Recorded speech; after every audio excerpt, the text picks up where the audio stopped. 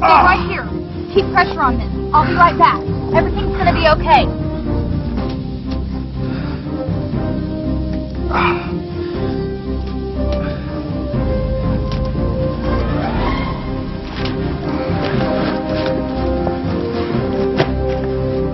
Let's take a look at that. Is it bad? Am I hurt bad? No, we just need to get it under control. What do you mean, get it under control? Well, blood loss from a wound can be controlled by applying direct pressure to the wound. That's the first thing we need to do. Take a clean pad if we have it and press it firmly against the wound and hold it there until it is controlled. Is this all I need to do to get the bleeding to stop? If direct pressure doesn't work and you can't reach the wound, try to apply pressure between the wound and the heart. Major arteries run very close to the skin surface at several points in your body. If you apply pressure to these points, you can restrict the flow of blood from your heart to your wound. If you're alone and you can't apply pressure by yourself, you can find something you can use to apply pressure to that point. Let's just make a tourniquet out of this. We can wrap it. No, that's not a good idea. You should only use a tourniquet if you've applied pressure at the artery and the wound and neither has stopped the bleeding. A tourniquet should only be used as a last resort. Every movie I've ever seen, the injured people get tourniquets. This isn't a movie. The reason a tourniquet isn't good is that you may stop the bleeding, but you may also lose a limb. If you don't get rescued right away, that tourniquet is going to restrict flow of blood to your entire limb. And without blood flow to the limb, it will be starved of oxygen. The bottom line is this. If you leave a tourniquet on, you could lose the limb. And if you release the tourniquet, that rush of blood into your limb may reduce your blood pressure enough to send you into a deep shock. The kind of shock you can't take care of yourself. But I think you're going to be fine. It's not that bad. How do you know so much about first aid? Actually, I don't know much about first aid. You see, first aid is something you do to stabilize yourself or someone else until you get professional treatment. Since we don't know when we're going to get rescued or if we're going to get rescued, we have to take care of our medical needs the best way we know how. It's survival medicine, not first aid. What do you mean we might not get rescued? I mean, you gave them the Mayday signal. Somebody knows we went down, right? How long is this going to take? There are no guarantees that we're going to get rescued in a couple of hours, days, or weeks. So it's up to us to take care of ourselves the best way we can, and that's survival medicine. Nothing reduces our chances of getting rescued more than having an injury. That's why we use techniques of survival medicine to take care of injuries, so that we can put our energies toward more important issues, like building a shelter, signaling for help, and just surviving until help does arrive. Am I going to die out here? Not if you stay calm and be smart. If we use survival medicine to treat our injuries and illnesses first, we can focus on the task of getting rescued, and we are going to get rescued. How do you keep so calm and collected doing all this? I'm trained on all the current treatment methods of survival medicine. I know what it takes to get rescued. And we'll make it out of here alive, I promise you. We're going to start right now. There's a clearing over there about 30 yards. I saw it coming in. We're going to set up camp. I'm going to activate this ELT, and hopefully someone will come for us within a matter of hours.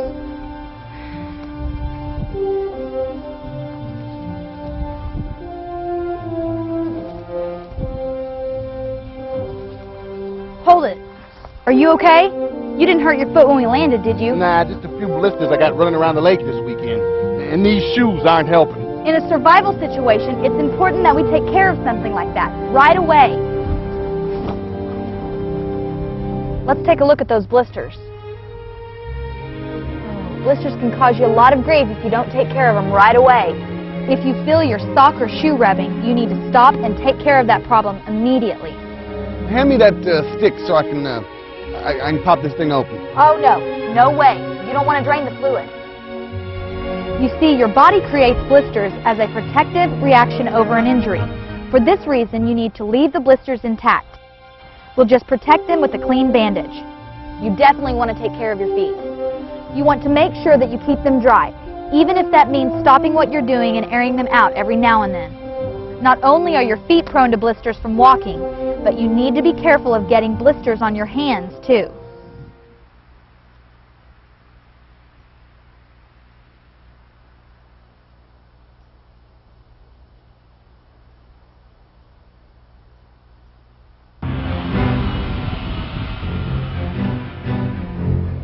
If you don't stop looking at the sun, you're going to go sunblind. I'm okay. I'm not looking at the sun. I'm just looking for a rescue plane. You may not realize it now, but sun blindness can sneak up on you. You can make it through the day without any trouble, only to be struck with burning, watery eyes, poor vision, and a headache as soon as the sun goes down. When you feel these symptoms, it's too late. You can expect an entire day of painful eyes or even blindness, and then all you can do to protect your eyes from further exposure is to lightly bandage them or stay in your shelter with your eyes shut. You could probably put something cold on them and make them feel better. But my point is, sun blindness will ruin your day. You need all of your senses to get rescued. Otherwise, you're going to sell yourself short. If you're squinting right now, you need to stop looking at the sun. Well, what happens when it's super bright out here and we don't have any sunglasses? You take a piece of heavy cloth, thin bark, or even a bit of aluminum foil. You just cut or tear a piece about 1.5 inches wide by 6 inches long and out. Out of that, you cut narrow, horizontal slits so they will be centered over each eye. Then you tie the strip over your eyes like a mask.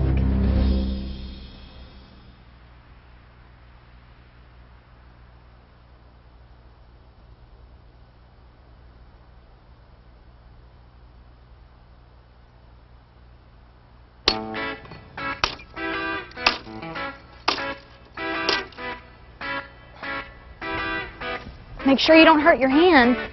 If your hands get tender, just either stop or use a different grip or just rest a while. You don't want to give yourself blisters. Ooh, I don't like bees. My sister's allergic to bees and she has to carry a special bee sting kit. Now, I do know something about this. The first thing to do when you get stung is treat the sting by immediately scraping it, not pulling the stinger away. Because if you pull it, you will squeeze the poison sac and increase the dose of venom. You'd be amazed how many people die in the United States due to stings from bees, wasps, and yellow jackets, just because people are allergic to them. Stinging insects actually end up killing more people than snakes do every year. Well, I can handle bees, but I can't handle snakes. Snakes? Snakes? What happens if a snake bites one of us? Well, not all snakes are deadly. But if you get bit by a venomous snake and you can't get medical attention, your best bet is to remain calm and drink plenty of water. If you go rushing around in a panic, that will only increase the circulation of venom in your bloodstream. And the whole movie concept of cutting a hole in yourself and sucking the venom out is not recommended anymore. Tourniquets are not recommended anymore. But we don't have to worry about that because no one's going to get bit by a snake. What about lizards? Actually, the only venomous lizards you need to worry about are the two species that are found in the North American desert, the Gila monster and the Mexican beaded lizard. And both of those are relatively sluggish and non-aggressive. You're not going to get bit as long as you look where you put your hands and feet. And if you do get bitten, just react the same as if it was a snake bite. Don't panic and drink lots of fluids. What happens if I'm bit by a spider or a scorpion? Then what? All spiders and scorpions are poisonous to a certain degree, but it would be pretty uncommon for someone to die from these bites. The only spiders that could really hurt you are the black widow and brown recluse. But again, you're not going to get bitten by these if you just play it smart and stay away from places where these creatures might be.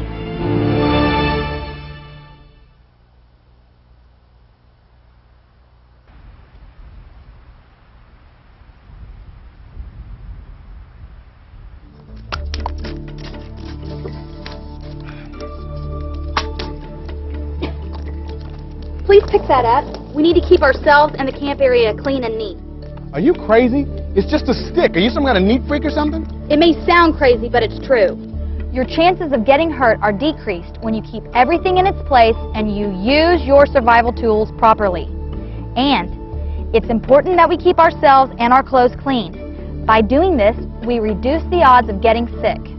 Look, even if it seems like a low priority, it's very important. I can take a hint. Oh, holy smackies, I burned my hand! Quick, we need to cool the burned area. We can't waste any time. We need to get this hand in some cold water right now. Come on. We need to get that hand in some cold water so we can chill the injury before there's any more damage. If we don't get the temperature of your burn back to normal, the residual heat from your burn will damage even more tissue. Man, I really messed up. Burns are serious, especially out here. With anything more than a simple first-degree burn, where the skin is mostly reddened, dehydration and infection are likely to occur, and in that order. Pain and trauma to the circulatory system near the burn can cause shock. Dehydration is caused by the loss of body fluids in the burned area, meaning you will have to increase your water intake. The loss of skin, along with having favorable conditions for bacteria, pose a high threat for infection. What happens if it gets infected? Infection is almost uncontrollable in survival situations, but it takes a day or so for the infection to set in. Oh, no. Here, let's take a look. Is it bad? All burns, regardless of severity, are handled in the same way out here. Without sterile conditions and medical gear, we're very limited as to what we can do for a burn out here. Oh. We've already cooled it, now we have to get it clean. That calls for a little soap and water. The trick is not to make matters worse by disrupting the damaged tissue. It is very important to keep the burned area clean and protected. We have to use the most sterile dressing we can find. Lucky for you, we have a medical kit with sterile dressing. Otherwise, we would be trying to boil some of our clothes to use as bandages. Oh, this really hurts. Am I going to be okay? Pain is just going to be a problem you have to deal with. But you're lucky this time. The burn isn't all that bad. Now listen, you're going to have to pay attention to me and remember what I tell you. It's life or death out here, and everything you do is going to impact our survival. So if you want to live, you're going to have to get smart in a hurry. There are no second chances out here. You're right. I'm sorry. Feels like you have a slight fever. Oh, great. Now I'm getting sick. Fever is simply a symptom of another problem, maybe even dehydration. In your case, it's a symptom of your burn. So there's nothing to worry about? I didn't say that. A fever can be a problem. So what can we do for it? The best thing we can do for it is to take aspirin according to the directions and drink plenty of water. Here, take these.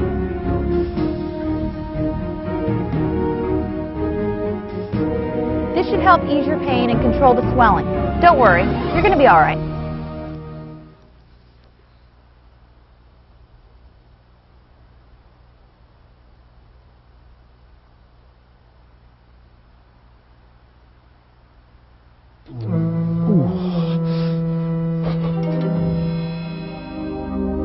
Is everything all right? Oh, I just don't feel so good. I don't remember what I ate, but it's not agreeing with me very well. Oh, could you excuse me just a minute? Oh, good gracious.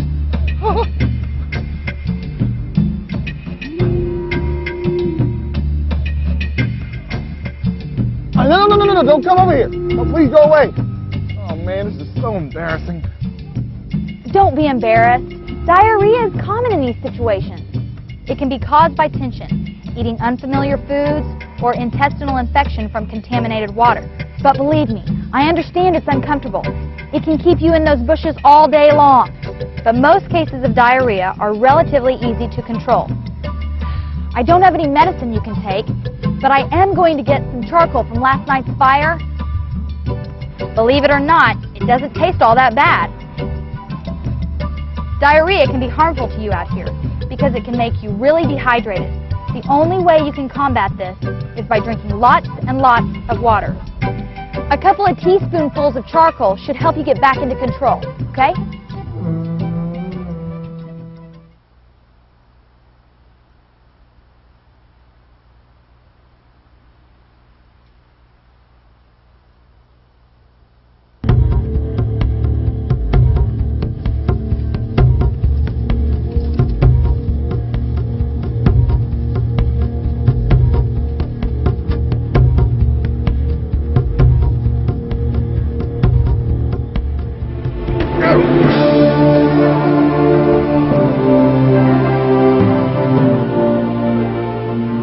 I think I broke my arm. Are you sure? No, I'm not sure. It might be a sprain or a strain, or I might have dislocated it. Well, what's the difference? It really doesn't matter what the difference is, because the results are the same out here. They all cause pain and swelling, and they make you not want to move it or use it. Well, maybe I could help set the bone back. Hold on. No way! First of all, we don't even know what I've done to my arm. And second of all, if it is broken, You should never try to set a fracture or reduce the dislocation. That is a job for a professional. We just need to immobilize this injury and reduce the pain I'm feeling right now. And try not to do any more damage than what's already been done. Okay, so what do you want me to do? I'm going to need you to take your belt off. Huh? Your belt. We're going to use your belt to make a sling. Hand, arm, and shoulder injuries can be immobilized sufficiently with a simple sling. You can use belts, rope, pieces of clothing, anything that you can use to form a loop around your neck that will support the damaged arm. With a little patience, you can make a sling with one hand. But fortunately, I have you to help me out. Can you help me up?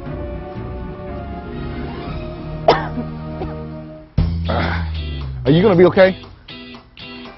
We just lost some of our survival equipment. No, we didn't. We left all our survival gear back at the campsite. What are you talking about? I'm talking about my arm. Injuries like this are just like losing a piece of survival equipment, because it's going to be hard for me to light a fire and help with rescue efforts with the use of only one arm. Man, what would have happened if one of us had broken our leg? Oh, if I'd broken my leg, we'd be in big trouble right now. We would have to figure out a way to make a splint. Splints are great for protecting structural injuries. Splints can be made from small poles, tree limbs, cardboard, or any semi-rigid object that you can find. You can even use an uninjured leg as a temporary splint. But you're not going anywhere if you do that. So I could go over there, get a couple of limbs and put them together, and that would be a splint? No, you need to put more work into it than that. You would want to put a little padding in the splint to prevent painful pressure or abrasion. You can use cloth strips, tape, but don't try using any cord or twine, because you might end up restricting your circulation. You just want to tie the splint in place with plenty of snug knots. If you have any cuts or wounds, you need to make sure that they are treated before applying the splint. So what's the point of a splint anyway? Splinting is to immobilize the joints above and below the injury. And if that's not possible, a splint should just prevent any movement in the injured area. And if you've hurt your foot or ankle, be sure to keep your shoes on for support.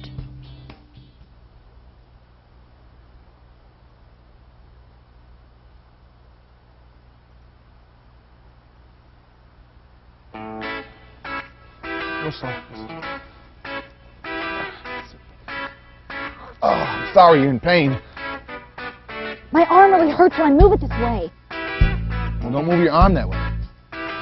You're exactly right. The pain is telling me I shouldn't move my arm like that. Pain is our body's way of reminding us that we need to rest a certain part of our body. Under normal conditions, this is a good thing. But when our life depends on our ability to deal with problems out here in this survival situation, we may have to ignore that warning. But serious pain associated with injuries is a separate problem in itself. What do you mean?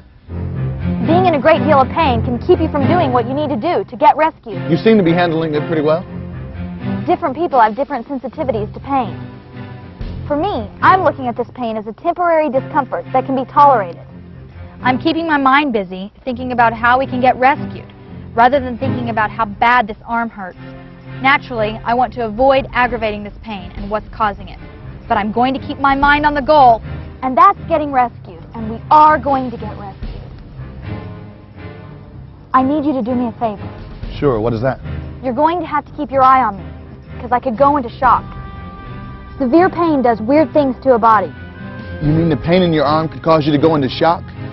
many things can cause a person to go into shock. Bleeding, severe pain, burns, allergies, infection, and even psychological trauma caused by seeing yourself or someone else injured. Regardless of the cause, the result of shock is the same.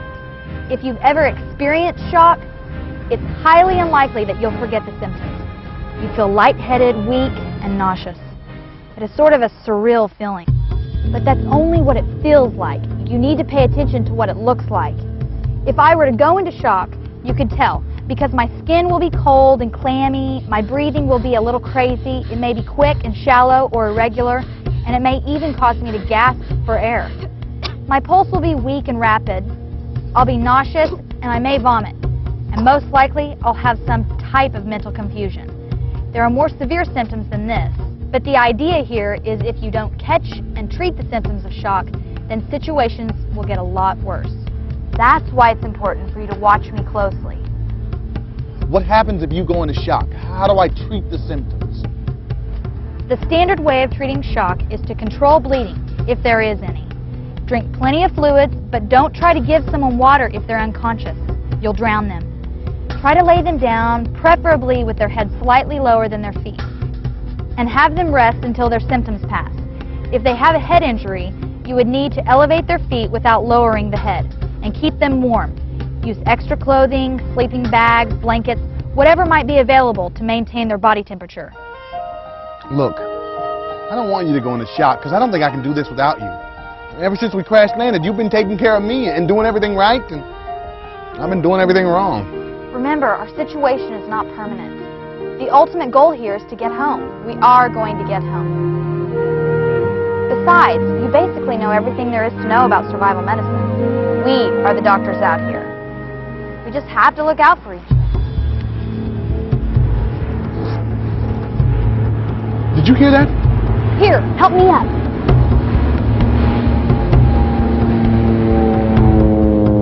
Quick, get the flare gun.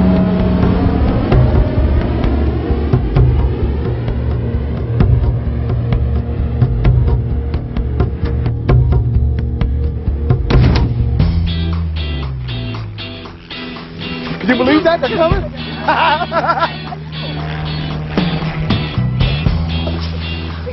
I told you we could. Yeah. Right there, wait, big. Yeah, oh yeah.